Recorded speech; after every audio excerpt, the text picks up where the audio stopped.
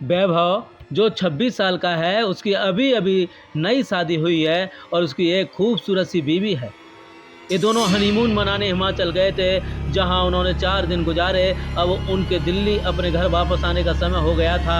दोनों अपनी गाड़ी में बैठ गए और दिल्ली के लिए चल दिए। रात के 11 बज गए थे। अब वो हिमाचल की घाटी को पार करने ही वाले थे।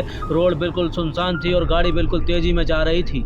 अचानक अचानक वैभव को अपनी गाड़ी के आगे एक औरत दिखी, जिसने लाल रंग की साड़ी पहनी थी। वो दूर से ही हाथ हिलाकर गाड़ी को रोक रही थी। उसको देखकर वैभव की बीवी ने उसे गाड़ी रोकने से मना कर दिया, क्योंकि उसको डर था कि ये कोई लूट-पाट करने की चाल हो सकती है। लेकिन वो औरत गाड़ी के सामने आ गई, जिससे वैभव को गाड़ी रोकनी पड़ी। वो औरत ज़ोर-ज़ोर से दरवाजे को पीटने लगी। उसके चेहरे के हाव-भाव से ऐसा लग रहा था जैसे वो किसी बड़ी मुसीबत में हो।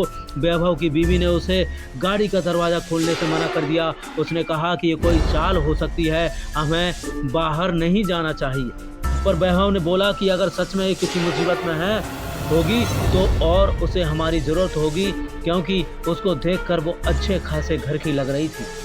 ये बोलते ही वैभव ने गाड़ी का दरवाज़ा खोल दिया और बाहर आ गया। वो औरत घबराती हुई बोली, प्लीज़ मेरी मदद करो। वैभव ने बोला, क्या हुआ?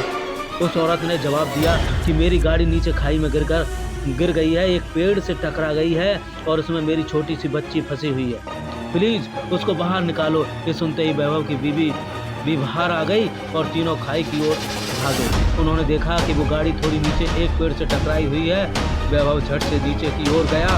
उसने देखा कि पीछे वाली सीट पर एक बच्ची बैठी है जो रो रही है। वैभव ने दरवाज़ा खोलना चाहा, पर वो नहीं खुला। दरवाज़ा अटका हुआ था। उसने बहुत कोशिश की, तब जाकर वो दरवाज़ा खुला। वैभव ने उस लड़की को बाहर निकालकर अपनी गोदी में रख लिया, पर लड़की अभी भी रोई जा रही थी और मम्मी मम्मी कह रही थी। तभी वैभव की नज़र आगे वाली ड्राइविंग सीट पर गई, जहां उसे कोई बैठा हुआ लगा, लेकिन आगे वाली गाड़ी का शीशा धुंधला था, जो साफ नज़र नहीं आ रहा था। उसने अपने कपड़े से उसे साफ किया और वैभव ने जो देखा, उसे देखकर उसकी पैरों तले की ज़मीन खिसक गई। उसको विश्वास नहीं हो रहा था। उसने देखा कि आगे वाली सीट पर और कोई नहीं, उस बच्ची की माँ थी, जो मदद के लिए वैभव को बुला रही थी। उसने देखा कि वो औरत के माथे से खून निकल रहा है और उसकी मौत हो चुकी है। वैभव की पत्नी ने वैभव की हालत देखकर झट से उसके पास आई और वो भी ये मंजर देखकर हैरान हो गई। ये देखते ही वैभव और उसकी पत्नी ने पीछे की ओर देखा, जहां वो औरत खड़ी थी, पर वहां अब कोई नहीं था। दोस्तों, कहानी अगर पसंद आई हो तो लाइक, कमेंट और ज़्यादा से ज़्यादा लोगों को शेयर कर दीजिएगा। चैनल पर प्रथम बार आए हैं तो चैनल को सब्सक्राइब और ऑल का बटन ज़रूर प्रेस कीजिएगा, जिससे कि मेरे द्वारा अपलोड की गई हर एक वीडियो का नोटिफिकेशन आप तक सबसे पहले प्राप्त हो सके।